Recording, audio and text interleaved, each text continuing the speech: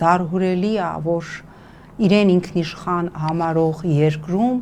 ռազմագերիների հարազատները դիմում են Ալիևին, Ռուբեն Վարդանյանի կինը դիմում է Ադրբեջանի օմբուդսմենին, նախօրեին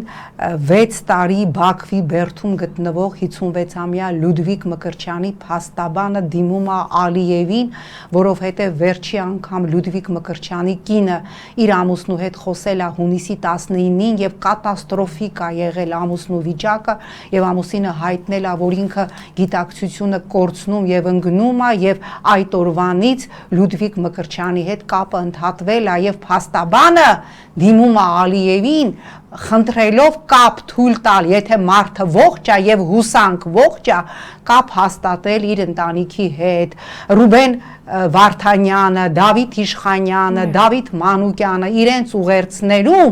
ասում են, այստեղ մեր երեսին ասում են, դուք ով եք, ձեր թիկունքում իշխանություն չկա, որովհետև դուք ձեր իշխանությանը, դուք ձեր հայրենիքին էլ պետք չեք։ Սա ամենադաժան վիճակն է, ամենադաժան եւ ամենազարհուրելի իրականությունն է, որ հնարավոր է նկարագրել, երբ որ իրեն ինքնիշխան համարող պետության քաղաքացիների շահերի համար, ովքեր խոշտանգվում են Բաքվի բերդում, հարազատները դիմում են խոշտանգողին։